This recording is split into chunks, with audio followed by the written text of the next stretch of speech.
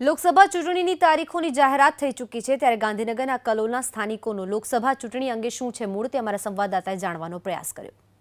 લોકસભાની ચૂંટણીનું બ્યુગલ ફૂંકાઈ ગયું છે ત્યારે જનતાનો મૂડ જાણવા માટે અમે અત્યારે પહોંચ્યા છે કલોલ ખાતે। કલોલના લોકો પાસેથી જાણીશું કે શું છે તેમનો મૂડ। લોકસભાની ચૂંટણી જાહેર થઈ ગઈ છે, શું લાગે છે કેવી સરકાર આવવાની આશા છે? સૌનો સાથ અને સૌનો વિકાસ કરે એવી સરકાર આવી જોઈએ અને 2014ની અંદર જે ગુજરાતના પનોતા પુત્ર માનનીય શ્રી નરેન્દ્રભાઈ મોદી સાહેબને વડાપ્રધાન તરીકે શપથ ગ્રહણ કર્યા અને ત્યાર પછીના 5 વર્ષની અંદર તમે જોઈ શકો છો કે દેશ અને વિદેશની અંદર ભારતનું નામ રોશન કર્યું છે।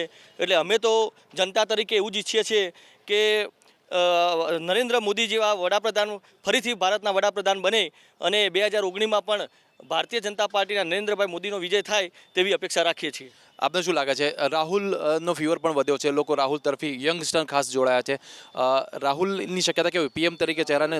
ફીવર ખરો પણ એ હજુ જનતામાં એટલા લોકપ્રિય થયા નથી જે થવા જોઈએ। બરાબર, જ્યારે નરેન્દ્ર મોદીની વાત કરીએ તો એમનું એમની જે વિચક્ષણ જે વિચારવાની જે શૈલી છે એ લગભગ ડોર ટુ ડોર મેસેજ જાય છે કે એક આવા નેતા જે મળ્યા છે તો આપણે એમને 2019માં ફરીથી પ્રસ્થાપિત કરીએ અને આ દેશનું સુકાન એમના હાથમાં સોંપીએ। રાહુલ ગાંધી ઉત્તર ગુજરાત તરફ બી આવવાના પ્રચારની શરૂઆત શરૂ કરવાના છે, બરાબર? તો શું લાગે છે રાહુલની આ જે શરૂઆત કેવી રહેશે ગુજરાત માટે અને દેશ માટે?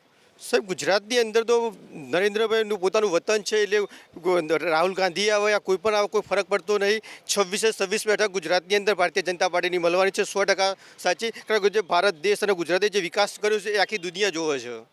આ પક્ષ પલટોનો મુદ્દો ઉઠ્યો છે, કોંગ્રેસના નેતાઓ ભાજપમાં જાય છે અને નેતા પદ મેળવી જાય છે, ક્યાંક ને ક્યાંક બીજેપીમાં પણ અસંતોષ જોવા મળે છે। આ જે ઓવરઓલ જોવા જાય તો તમને શું લાગે છે આવું હોવું જોઈએ કે કારણ કે ઘણા લોકોને દુઃખ થતું હોય, ભાજપના અંદર જ દુઃખ થતું હોય?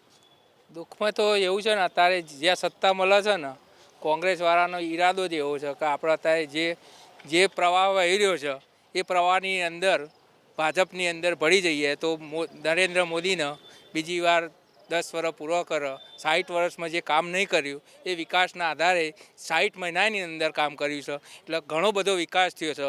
એટલે બધાના કોંગ્રેસીઓને એવું જ થઈ ગયું કે અહીંયા જઈશું તો 60 વર્ષમાં નહીં થયું, એ 60 મહિનાની અંદર બીજું કામ સારું થશે, એવી રીતે ગુજરાતનો વિકાસ વધુ થશે એવું। પક્ષ પલટોના મુદ્દાની વાત કરો તો તમે શું લાગે આવું કોઈ પક્ષ પલટો કરવો જોઈએ સીટ માટે, સત્તા માટે?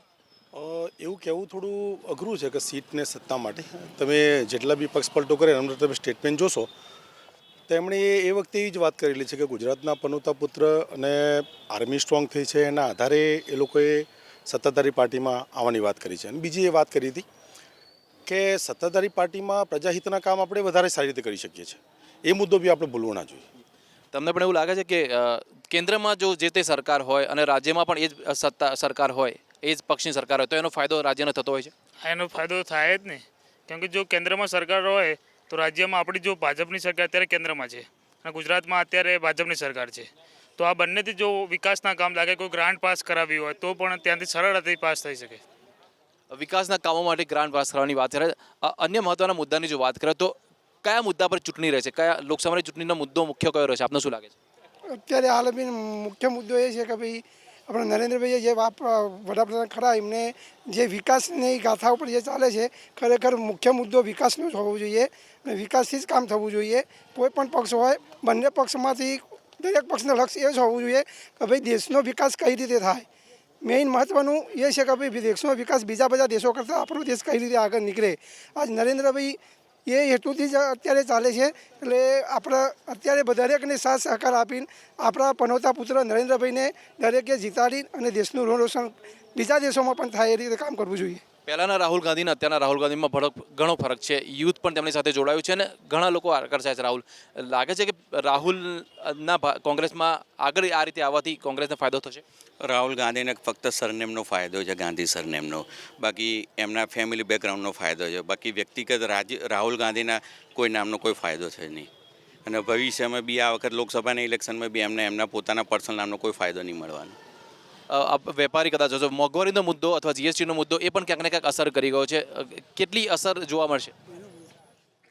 ના, કોઈ અસર નહીં થાય મોંઘવારીના મુદ્દામાં। આપનું શું કહેવું છે? મોંઘવારી અને એ વસ્તુ કોમન ગણાય સાહેબ, પણ અત્યાર સુધીની સરકારમાં આપણે જોઈએ તો મોંઘવારી તો દરેક સરકારની અંદર મોંઘવારી આપણને નડતી હતી, પણ નરેન્દ્રભાઈ મોદી સાહેબે જે આપણા માટે કર્યું છે એ આજ સુધીની સરકારોમાં કોઈએ કર્યું નહીં. અને જો આપણા ભારત દેશ અને ગુજરાતનો જો વિકાસ કરવો હોય તો ફરીથી આપણે હજુ 10 નહીં, નરેન્દ્રભાઈ મોદી સાહેબ જેટલું જીવી ત્યાં સુધી આપણે એવી આશા રાખીએ કે ભાઈ નરેન્દ્ર મોદી સાહેબ જ હોવા જોઈએ. અને આપણી જે આ પબ્લિક છે એમને એક જ વિચારવું જોઈએ કે ભાઈ નરેન્દ્ર મોદી સાહેબને પરમેનન્ટ કરી દેવા જોઈએ. આપણી લોકમત આપણે એ રીતે વિચારવું જોઈએ કે ભાઈ નરેન્દ્ર મોદી સાહેબને પરમેનન્ટ કરીએ અને આપણા દેશને અને આપણા ગુજરાત સરકારને આપણે એકદમ મજબૂત બનાવીએ. એકની એક સરકાર સત્તામાં હોય તો એની અસર અને આડઅસર બંને જોવા મળે છે. શું લાગે છે સતત એકની એક સરકાર? કલોલમાં તો છે ને સર, છેલ્લા કેટલા વર્ષથી છે કોંગ્રેસ, કોઈ અસર નથી. એટલા માટે આપણે ભાજપ સરકાર લાવી ફરી જરૂર છે. એટલે કોંગ્રેસ હોવા છતાં હજી કંઈ વિકાસના કામો કલોલમાં નથી થયા? નથી. શું વિકાસની જરૂર છે કલોલમાં? વિકાસની જરૂર છે. નગરપાલિકામાં તકલીફ છે, પછી અહીંયા ધારાસભ્યમાં તકલીફ છે. રોડ રસ્તા સહિતના વિકાસના કામોની તકલીફ છે. આપ યુવા છો, આપને શું લાગે છે કે માટે સાહેબ હું એક વસ્તુ કહેવા માંગીશ કે અત્યારના યુથ બધા એવું ઈચ્છે છે કે ભાઈ ગવર્મેન્ટ ડાયનામિક હોય, ગવર્મેન્ટ એક્શનેબલ હોય.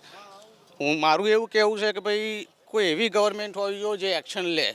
ફરી સારી છે ખોટી છે તો આપણે પાછળથી નિર્ણય લઈશું, એ શું એનો નિર્ણય આવે. પણ અત્યાર સુધી અમને બધાને એવું જોવા મળ્યું છે, speaking of the entire youth, કે ભાઈ જે અત્યારે ચાલી રહ્યું છે દેશમાં એ બહુ સારું ચાલી રહ્યું છે અને આગળ જઈને બી આવું જ ચાલવું જોઈએ. તમે પણ યુથ છો. રોજગારી, બેરોજગારીનો મુદ્દો સૌથી વધારે છે. લાગે છે કે રોજગારીનો મુદ્દો આગળ પણ આ ચૂંટણીનો મુદ્દો બનશે અને લાગે છે રોજગારી મળી રહી છે લોકોને? રોજગારીમાં જોવા જઈએ તો અત્યારે આપણે જોઈએ છીએ તો પ્રાઇવેટાઇઝેશન વધી ગયું છે.